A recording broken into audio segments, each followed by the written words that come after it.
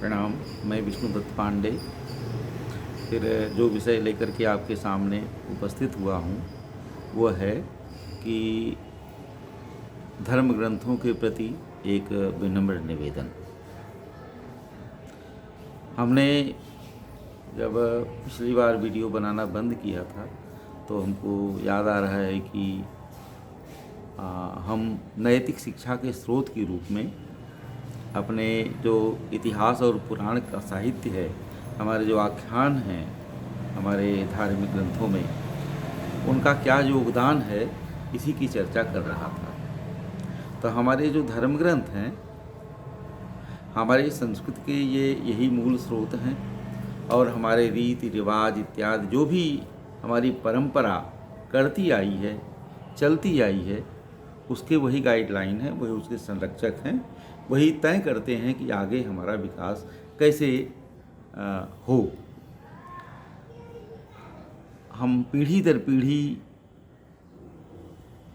Heritage के रूप में उनकी शिक्षाओं को याद रखते हैं और अपने आगे वाली पीढ़ी को जो है ट्रांसफ़र करते हैं।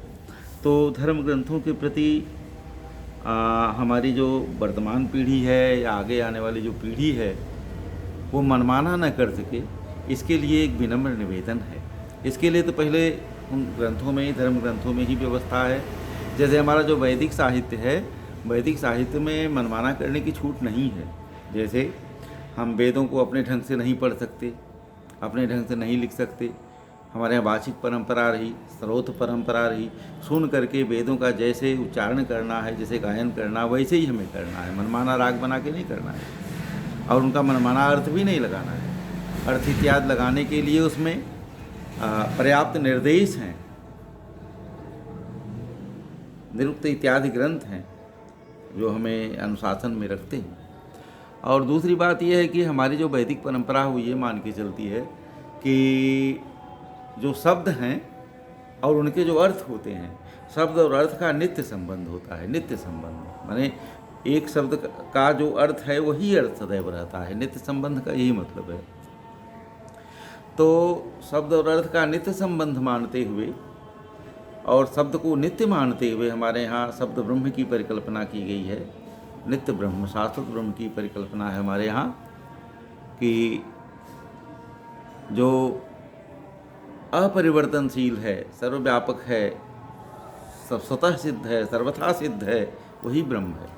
शब्द हमारे यहाँ माना गया है। तो शब्द का जो अर्थ है वो नियत है, फिक्स है, निश्चित है। वैदिक परंपरा ये कहती है। लौकिक परंपरा अगर हम देखें तो चलो यहाँ पे हमको ऐसा लगता है और मिलता भी है कि शब्दों के अर्थ बदलते रहते हैं, समय बस, परिस्थिति बस, युग युगों में किसी भी शब्द के अर्थ बदल जाते हैं। उदाहरण के लिए जैसे वाल्मीकि रामायण के समय में एक घृणा शब्द हम ले लें फॉर एग्जाम्पल, तो घृणा शब्द का अर्थ उस समय करुणा होता था, करुणा, दया। आज जो है घृणा जुगुप्सा यानी घिनौना के अर्थ में हो गया है। वाल्मीकि रामायण में ऐसा प्रसंग है कि जब क्रौंच पक्षी को तड़पते हुए देखा वाल्मीकि जी ने, तमसा नदी के तट पर नहाने गए थे, वहाँ किसी व्याध ने क्रौंच के जोड़े को मार दिया था, तो दूसरा पक्षी जो है बिलप रहा था अपने जोड़ीदार की मृत्यु पे। तो ऋषि के मन में करुणा पैदा हुई, दया आई। उसके लिए वहाँ लिखा है कि उनके मन में घृणा पैदा हुई। आज घृणा का अर्थ जो है जुगुप्सा है, घिन लगना है। तो शब्दों के अर्थ बदलते हैं, शब्दों के अर्थ बदलते हैं लोक में। हम इसी बात को माने कि जैसे यही कारण है कि विभिन्न भाषाओं में एक ही शब्द के अलग अलग ट्रांसलेशन मिलते हैं, अलग अलग अर्थ मिलते हैं। तो अब दो धाराएं हुई। एक तो ये मानने वाली धारा हुई कि शब्द के अर्थ नियत होते हैं, दूसरी ये धारा हो गई कि नहीं, शब्दों के अर्थ परंपरा से बदलते हैं, समय आने पर शब्दों के अर्थ बदल जाते हैं। तो हमारे धर्म ग्रंथ इत्यादि उस समय उनका जो अर्थ होता था आज उनका अर्थ बदल सकता है। इससे ये भी अर्थ निकलेगा ये मान लेने से, दूसरी वाली परंपरा बात मान लेने से कि शब्दों के अर्थ नियत नहीं रहते बल्कि परिस्थिति परंपरा बस बदलते रहते हैं। लेकिन यहाँ देखा जाए तो इतना मनमाना भी नहीं बदलते और शब्दों के अर्थ नियत भी होते हैं। जैसे हमारे यहाँ प्रचलित जो शब्द हैं, जैसे घटपट आदि ले लीजिए फॉर एग्जाम्पल, उदाहरण के लिए घटपट। घट माने होता है गगरी, घड़ा, मिट्टी का गगरी जो होती थी पतला पतला मुँह वाली, उसको घट कहते हैं। ये घट अनायास नहीं कहते हैं, कहीं न कहीं उसका अर्थ उसके साथ शाश्वत रूप से जुड़ा हुआ है। घट का शब्द, घट का जो उसमें व्यंजित अर्थ है वो उसमें जुड़ा हुआ है शाश्वत रूप से। जब आप घड़े से पानी निकालते हैं तो घट घट की आवाज़ करता है, इसलिए उसका घट नाम प्रचलित हुआ। ऐसे पट है, पट माने वस्त्र। वस्त्र जब साफ करके कचार के और फैला दिया जाता है, बांध दिया जाता है सूखने के लिए, हवा चलती है तो उसे पट पट की आवाज़ आती है। तो घटपट इत्यादि जो शब्दों के चलन हैं, ये बताते हैं कि कहीं न कहीं उसका अर्थ भी उससे जुड़ा होता है। तो सर्वथा आप किसी एक तरफ न झुकें, लोकतंत्र का युग है। चलिए ये मान लीजिए कि शब्दों के अर्थ भले बदलते हों, लेकिन इतना भी नहीं बदलते कि आप मनमाना उल जलूल विद्रूपित करने लग जाएं कल्पनाओं को। अभी आज हमने देखा आदि पुरुष का ट्रेलर आया, तो उस पर समाचार में खूब बड़ी बहस छिड़ी हुई है कि वो कहाँ तक सही है। उसमें जो रावण बने हैं उनको यज्ञोपवीत तक नहीं पहनाया है, जो हनुमान जी बने हैं वो बिना मूछ के दाढ़ी रखे हुए हैं। तो इस पर बहुत सारे ऑब्जेक्शन उठ रहे हैं। ये क्रिएटिविटी जो है, कलात्मक क्रिएटिविटी के नाम पे क्या इतनी छूट हमें मिलनी चाहिए, या हमारी कल्पना को अपने ढंग से अर्थ लगाने के लिए छूट मिलनी चाहिए? कितनी छूट मिलनी चाहिए? हमारे जो धर्म ग्रंथ हैं, उनके जो आख्यान हैं, उनके जो दृष्टांत हैं, उनके जो हमारे धार्मिक नायक हैं, कथा नायक हैं, उनका जो हम चित्रण आज करें, वो कहाँ तक हमें छूट मिलती है मनमाना करने? देखिए, हर युग की अपनी अपनी मानसिकता होगी, तो वही ग्रंथ जो हजारों साल से लिखा गया हर युग में पढ़ा जाएगा। उस युग के लोग का जो मेंटल फ्रेम होगा, उसी के आधार पर उसका चित्रण बनाएंगे। तो निस्संदेह ये चित्र बदलेगा समय परिस्थिति के चलते, हमारे मानसिक जो खांचे के चलते। हम उदाहरण लेके एक छोटा सा शब्द कहें, जैसे हम कहें कि खलिहान, एक शब्द हम खलिहान कहे तो खलिहान शब्द सुनते ही आपके मानस जगत में, आपके मानस पटल पर एक चित्र उभरेगा। वो चित्र होगा खलिहान का, वो रेगिस्तान का नहीं होगा। खलिहान आप लोग जानते ही होंगे, हमारी उम्र के जो लोग होंगे, गाँव से जुड़े होंगे, वो उनके समय में खलिहान होता था। जब खेत में से फसल कटती है तो पहले उसको गांव के बाहर ला करके एक निश्चित जगह पे किसान लोग अपना अपना रखते थे, और जब वो सूख जाती थी फसल, या जब उनको मौका मिलता था तो उसकी दवाई मड़ाई ओसाई करके अनाज घर में ले आते थे। उसका जो भूसा है वो भी सुरक्षित करते थे ले आके। उस जगह को खलिहान कहा जाता था। आजकल खलिहान का कॉन्सेप्ट ख़त्म हो गया है, खेत में ही थ्रेशर मशीन लगा दी जाती है और वहीं से अनाज अलग हो जाता है और भूसा अलग हो जाता है। आजकल खलिहानों में नहीं आता। लेकिन यदि मैं खलिहान शब्द कहूँ और आपके मानस पटल पर कोई चित्र उभरेगा तो खलिहान का ही उभरेगा, युद्ध क्षेत्र का नहीं उभरेगा। एक बात तो इतना नियत संबंध तो अर्थ का शब्द से है। अलग अलग भाषाओं में परंपरा से जो अर्थ भरा गया है उसकी बात अलग है। जैसे हमारे यहाँ खलिहान इसको कहते हैं, दूसरी भाषा में दूसरा कुछ कहते होंगे, तो वहाँ के लोगों को फिर उस शब्द से वैसे ही चित्र उभरता होगा, दूसरा चित्र नहीं उभरता होगा। तो इतना शाश्वत संबंध है शब्द का अर्थ से। अब अंतर कितना हो जाता है हमारी कल्पनाओं में, हमारे चित्रों में, वो इंडिविजुअल निर्भर करता है हमारी अपने बोध पर, अपनी जानकारी। अब जैसे जिसके गांव का जैसा खलिहान होगा, मान लो खलिहान में 3 ठो महुआ के पेड़ हों, 4 ठो आम के पेड़ हों, तो उन 3-4 आम के पेड़ और महुआ के पेड़ों के समेत खलिहान का चित्र उभरेगा। मान लो हमारे गांव का खलिहान नदी के किनारे हो तो बीच में नदी का परिदृश्य भी उभरेगा। तो आपके चित्र में मेरे चित्र में अंतर हो जाएगा। इतने अंतर तक की छूट तो होती है, लेकिन अब ये कहिए कि हम मनमाना ही उल जलूल अर्थ लगाने लग जाएं, इतनी छूट हमको मिल जाए शब्दों का अर्थ लगाने में, तो इतना मिलनी नहीं चाहिए। और हमारे जो धर्म ग्रंथ हैं, विशेष करके हमारे पुराण, हमारे इतिहास ग्रंथ, जो उपजीव्य हैं, जिनको लेकर के आज भी कथाएं कही जाती हैं, लिखी जाती हैं, और ये फिल्में बन रही हैं, किताबें लिखी जाती हैं, इन पर थोड़ा सा सजग होने की ज़रूरत है। जैसे कुछ हमारे धार्मिक नायकों को लेकर के उपन्यास इत्यादि ग्रंथ लिखे गए जो बड़ी चर्चा में रहे, बड़ा प्रशंसित रहे, वयम रक्षामः इत्यादि, हम नाम न लें किसी का, और लेकिन फिर भी कुछ तो कहना पड़ेगा, नाम लेके भी कहना पड़ेगा। जैसे अभी हाल में अमीश त्रिपाठी जी मेलुहा इत्यादि लिख करके बड़ा चर्चा पाए। इस तरह से हमारे पुराण पुरुषों को लेकर के उनको नायक बना करके बहुत सारी रचनाएं की जा रही हैं, फिल्म बन रही हैं। रामायण और महाभारत सीरियल अभी विगत में बने थे, लेकिन वे इतना विद्रूपित हमारे शास्त्रों को नहीं किए थे। रामायण और महाभारत को उन्होंने एक मर्यादा का पालन किया। जैसे अगर आप महाभारत देखें तो महाभारत की जो वाक्य संरचना है, डायलॉग हैं, वेशभूषा है, ये सब है, वो लगभग वैसी ही है जैसी हमारे कल्पना के चित्र बनते हैं उन ग्रंथों को पढ़ने से। वहाँ विद्रूपण कम मिलता है।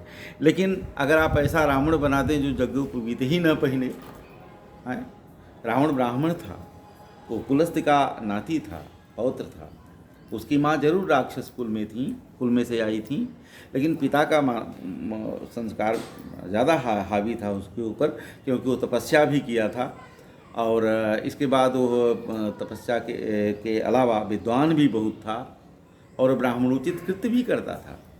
कुछ राक्षसी प्रवृत्तियाँ उसमें आ गई थीं मातृपक्ष के चलते, और जब वो लंका में रहने लगा था तो राक्षसों का मुखिया था, न कि स्वयं राक्षस था। स्वयं राक्षस नहीं था रावण। जब हनुमान जी लंका में जाते हैं, आप देखिए, तो हनुमान जी ने निर्णय लिया कि रात में लंका में जाएंगे। अब पता नहीं ये हनुमान जी का निर्णय कैसा था। अगर हनुमान जी ये सोच के चोरी से लंका में घुसेंगे कि रात में हमको कोई नहीं देखेगा, तो बात उल्टी थी, क्योंकि लंका निश्चर निकट निवास था। लंका राक्षसों की नगरी थी, राक्षस लोग निश्चर होते हैं, रात में जागते हैं। तो निश्चित है कि हनुमान जी को सब लोग जागते जुगते मिलेंगे। जब हनुमान जी रात में लंका में जाएंगे तो पकड़े जरूर जाएंगे। हनुमान जी ज्ञानी नाम अग्रगण्य हैं, ज्ञानी हैं, ऐसा नहीं कि उनको ये जानकारी नहीं है। फिर उन्होंने रात में घुसने का जो निर्णय लिया हो, क्या समझ के लिया होगा, ये बड़ी बुद्धिमानी की भी बात हो सकती है। हो सकता है हनुमान जी ने सोचा हो कि हम लंका को फुल फ्लेज में देखें, माने अपने पूरे पावर में लंका को देखें, सब लोग जागते हों और सब लोग गतिविधियों में संलग्न हो, जिससे हम दुश्मन के बल का पता था लगा लें। हनुमान जी केवल सीता की खबर लेने नहीं आए थे, वो रावण का बल भी था लगाने आए थे, लंका की सुरक्षा देखने आए थे, और यह भी तय करने आए थे कि हमारी सेना अगर राम जी लेके आएंगे तो कैसे घुसेगी लंका में। इसका उन्होंने इंतजाम भी किया। उन्होंने सब कंगोरे उंगोरे तोड़ के, लंका जब जला रहे थे उस समय, तोड़ ताड़ के और परिखा यानी खाइयों में ढहा दिया ताकि आने जाने का रास्ता हो जाए। उन्होंने वो सारे यंत्र उंत्र जो लगे थे चार दीवारियों में दुश्मन को अटैक करने के लिए लंका में आते समय, उन सबको तोड़ ताड़ दिया था। कुछ तो रावण ने ठीक कराया होगा, लेकिन बहुत कुछ रास्ता मिला होगा राम की सेना को घुसने के लिए लंका में। इसीलिए लोग, सारे बानर लोग कंगूरों पे पहले दिन लड़ाई में ही चढ़ गए थे, लंका के अंदर घुस गए थे सब लोग। तो हनुमान जी इसलिए रात में लंका में घुसे कि सब लोग जागते होंगे, और सचमुच सब लोग जागते थे। आप वाल्मीकि रामायण पढ़िए, डिटेल बहुत अच्छा वर्णन है कि कहाँ कहाँ उन्होंने सेना के टुकड़ियों का कैंप देखा, कैसे कैसे क्या गतिविधियाँ देखी। एक चीज़ बड़ी नोटिसेबल है वहाँ पे कि उन्होंने रावण को सोता हुआ पाया, रावण की महिलाओं को सोता हुआ पाया। इसका ये मतलब है कि पूरा लंका, राक्षसी लंका भले रात में जागती हो, रावण मनुष्यों जैसे, देवताओं जैसे रात में सोता है। उतना राक्षसी नहीं है जितना हम सोचते हैं। दूसरी बात कि रावण प्रातः काल उठ जाता है। आप वाल्मीकि जी को पढ़िए, वाल्मीकि जी डिटेल बहुत अच्छा देते हैं। उनका डिटेल पढ़ करके कल्पना को बहुत इधर उधर जाने की ज़रूरत नहीं, उसी के अनुसार आप एक्चुअलाइज कर दीजिए, एकदम वही समय सामने आपके उतर आएगा, उभर आएगा, वही चित्र एकदम उभर आएगा आपके सामने। इतना सुंदर चितेरा है वाल्मीकि जी, इतना डिटेल सब देते हैं, एक एक शेड देते हैं। तो रावण सुबह उठ जाता है, उसके वैदिक लोग नियुक्त हैं, सुबह आकर के वेद का मंत्रों का उच्चारण करते हैं। रावण स्वयं अपनी नित्य क्रिया करके संध्या उपासना इत्यादि कार्य करता है, वो स्वयं अग्निहोत्र करता है, प्रातःकाल होम इत्यादि करता है।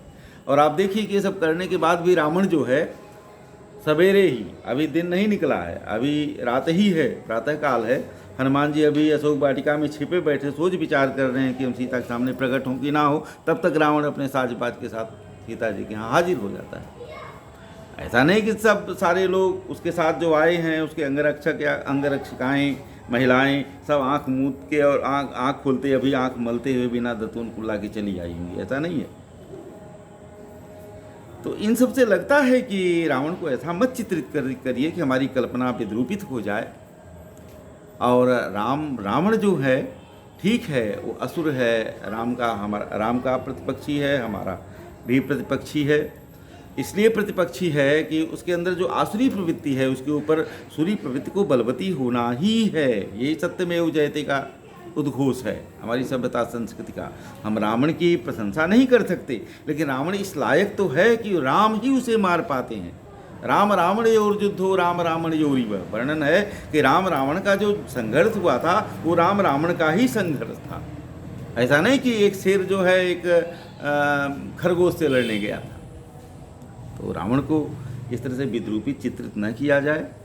और रावण जो है वो ब्राह्मण उचित उसको वेशभूषा की कल्पना हमारे मन में है। अब देखिए वाल्मीकि इतना डिटेल देते हैं कि वो कपड़ा लत्ता भी बता देते हैं कि रावण जिस दिन सीता से मिलने गया था प्रातःकाल वो लाल वस्त्र पहने हुए था, उसका ऊपर का उत्तरी ये नीचे का धोती होती लाल रंग की थी। वाल्मीकि जी बहुत बेजोड़ वर्णन करता है, इतना सुंदर चित्रण करते हैं, शब्द चित्र बनाते हैं कि उसको पढ़ने से वाल्मीकि रामायण को सारे चित्र आपके सामने एकदम स्पष्ट उभर आते हैं और ऐसा उभरते हैं कभी भूलते नहीं वो चित्र। उदाहरण के लिए जैसे हनुमान जी जब लंका उड़ के गए थे सीता का पता लगाने, तो वाल्मीकि जी नहीं भूलते बताने में कि उस दिन सफ़ेद रंग का कपड़ा पहने थे हनुमान जी, सफ़ेद उत्तरीय था और कमर में भी सफ़ेद कपड़ा पहने थे। जिस दिन सीता जी का हरण हुआ था उस दिन सीता जी पीले रंग की कौशेय साड़ी पहनी थी। तो जिन वर्णनों में इतना सब विस्तृत सब विवरण है, वहाँ मनमाना मेकअप करते हो, मनमाना कॉस्ट्यूम बनाते हो और क्या चित्रण आप करके दिखाना चाहते हो हमारी पीढ़ियों को। यही हमारा रामायण है, यही हमारा महाभारत है। ऐसे ही रावण है। आपने पुष्पक विमान चमगादड़ का बना दिया। आपको पता है वाल्मीकि रामायण आपने देखा कि जिसमें वर्णन है पुष्पक विमान का। हनुमान जी जाते हैं, जब पुष्पक विमान को देखते हैं तो हनुमान जी जैसा ज्ञानी और समझदार आदमी आश्चर्यचकित हो जाता है। हनुमान जी एक बार जाकर के पुष्पक विमान का एक एक डिटेल देखते हैं अंदर, और जब उतर के आते हैं उनको जल्दी भी है सीता की खोज रात भर में ही करना है, और जब उतर के आते हैं फिर उनका मन नहीं मानता, वो दोबारा पुष्पक विमान में जाते हैं, घुसते हैं।